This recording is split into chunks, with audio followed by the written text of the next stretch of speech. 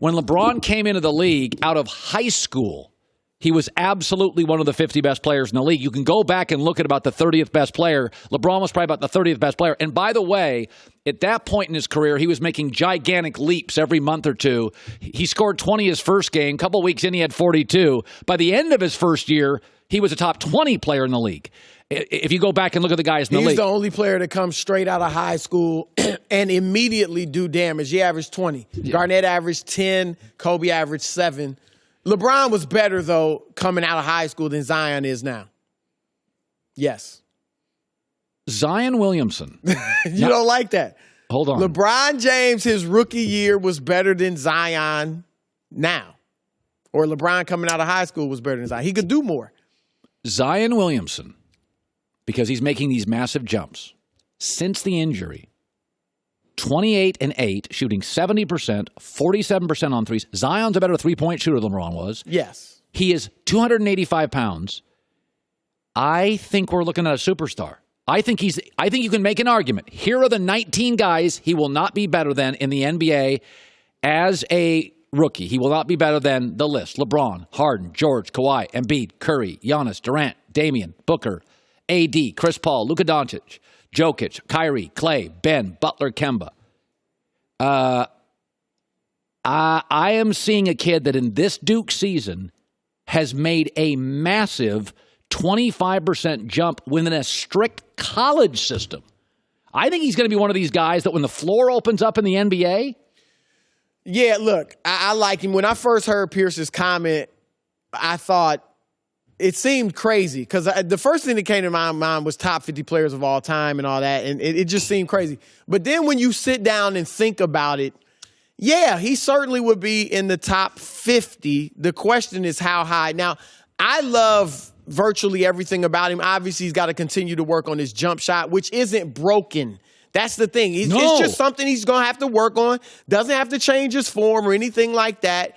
It's not broken. He'll get better. Look at Blake Griffin. Blake Griffin shooting 5 or 6 three-pointers a game now. Couldn't shoot a lick when he came in. So couldn't shoot a lick for about 4 years. Right. Well, yeah, a good part of his career. Now, you made a great point. The floor is more spread. It's easier to get to the basket than it's ever been in NBA history. College basketball congests because of the rules. The paint's all congested in college basketball, and the guy's dropping 28 and he's still doing it in less than 30 minutes. With his explosiveness, his strength, his leaping ability, his size, he'll be able to finish over most. There's only a handful of guys you can name that'll be able to give him problems like Taco Fall did at the rim. But in the NBA, you can't just plant a guy under the basket like they did with Taco Fall. He can handle the ball. Yes. Passer. You saw those great, really nice passes, some of these bounce passes in transition. I'm telling you.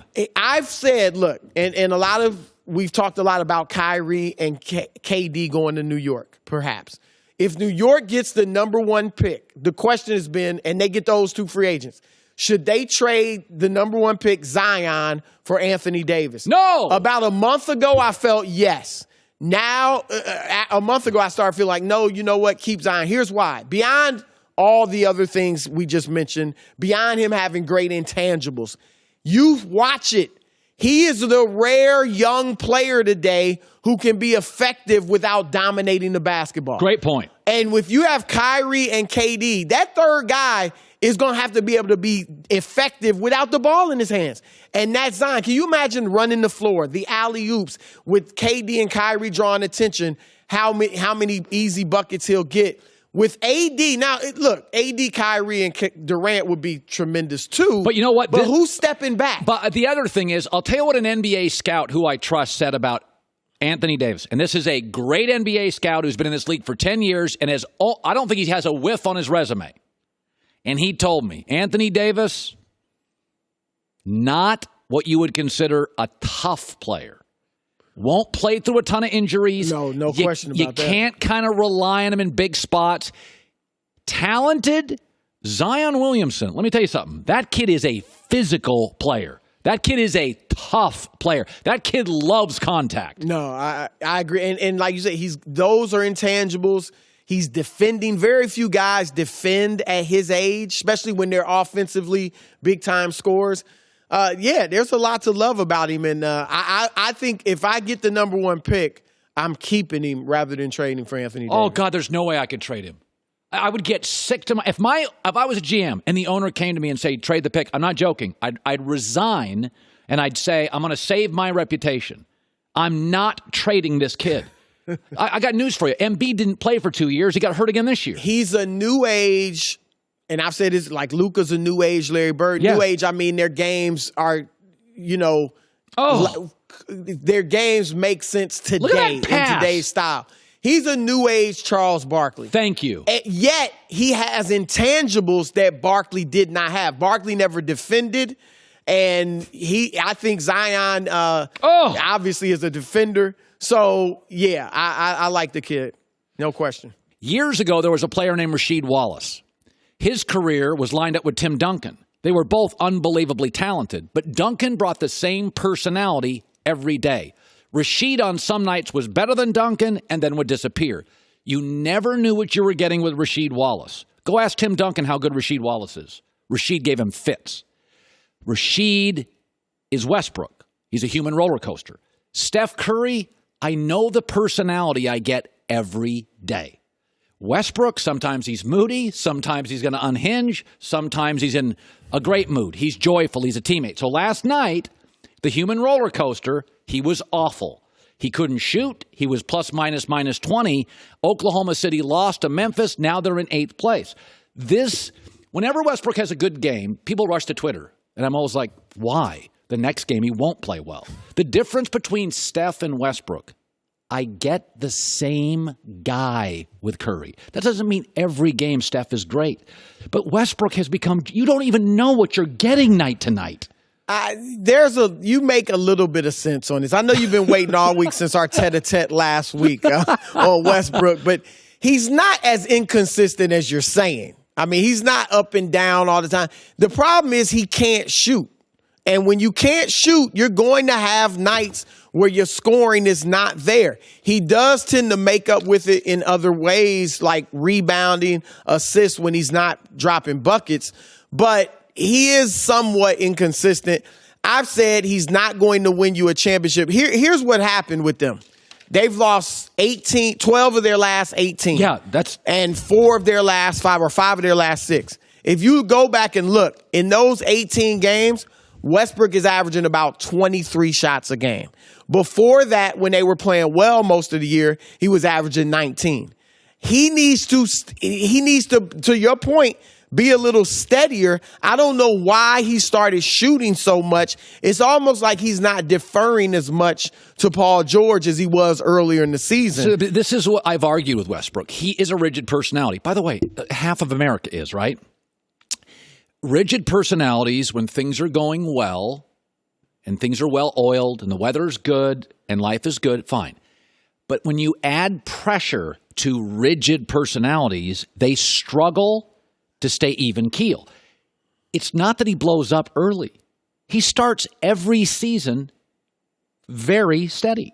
He unravels post-All-Star break as there's trades, as there's pressure, as we watch more, as there's more media, as this has become this is now not just Colin picking on Westbrook. This is who he is. A little bit. He has become the guy. He's the one star in the NBA that is consistently last 3 years now unraveled post All-Star break. I mean, they're 8th in the West. He's averaged a triple-double the last 3 years. I mean, seriously, like triple-double. You're right. He's a little bit up and down, but if you look at his numbers, he's generally scoring above 20 points every night. Okay, great. He'll have a 17-point.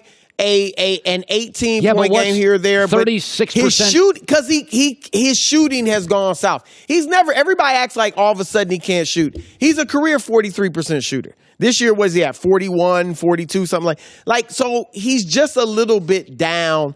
But this is what you get from, look, the majority of superstars. They can't lead you to a championship. How many superstars, how many players in the league right now that we know for a fact can lead you to a championship? I have never LeBron, KD, Steph. I don't hold that against him. Kawhi Leonard could never win a title. But I know what I get with Kawhi. My knock on Westbrook is a self-awareness. he unravels. Like, why is he shooting so much? I don't think he unravels. That's just, look, this is who he is. You're right. He's a flawed player. He's spectacular. I've told you he's iconic. He's a superstar, but he's flawed. And this is who he is. This is what you get with Charles Barkley. You knew he wasn't going to play any defense. Yeah, I mean, with different, most superstars, you mentioned Rashid, they have something that's lacking. And the next level above Westbrook are those guys that really don't lack much. Jason Kidd, Laker coach, gonna get it? What do you make of it? I think it'll be Ty Lue. He's going to have to get a hefty salary because even though he and LeBron obviously like each other and have respect for each other, he knows LeBron's a lot to deal with. Magic will be a lot to deal with. So Ty Lue wants to be compensated fair, nicely for it. Sure. If it's not Ty Lue, it could be Jason Kidd. Obviously, Doc Rivers is out. I think Mark Jackson should be in it. I've always liked Mark. I don't think he's going to get a really legitimate look. And that's where Jason Kidd, look, the list of candidates is small because it has to be somebody that LeBron respects. And is Jason Kidd the greatest coach in the world? No, but he is somebody LeBron respects, has respected him for long times as a player, knew him, likes him.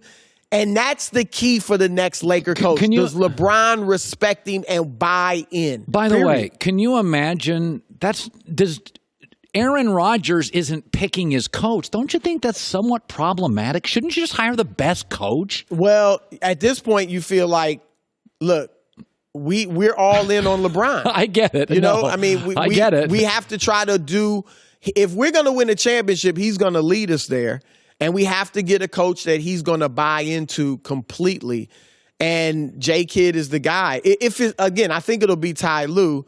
But J. Kidd, who else is on that list? No, I mean, I'm not. And there's no young prodigies. Like, yeah, if you could bring in a Greg Popovich or somebody like that, that'd be great. By the way, Milwaukee, you can't tell me there's no great coaches out there because Sean McVay got hired by the Rams, and the Denver Nuggets went and got Malone, and the Milwaukee Bucks. I've seen 3 NBA teams go hire young guys. They're kicking butt. No Brad question. Stevens was a college coach. There are great coaches out there. I agree, but is LeBron going to buy into one of them? That's the problem.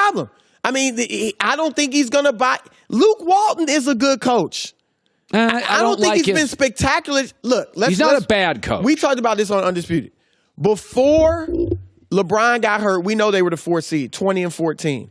There were 8 games that they could have won, or more than that. There were like several games that they didn't close. That, yeah, you can look at some of Luke because he's the coach. I can look at LeBron. Why didn't he close them? You can look at some of the other guys that if LeBron gave them opportunities, they didn't get it done.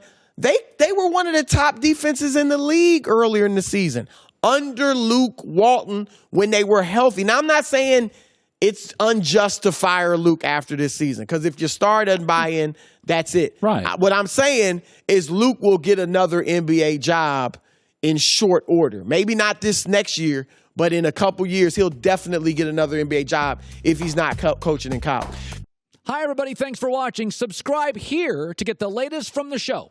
Also, be sure to check out more of the best clips from The Herd or go watch a few segments from other shows on FS1.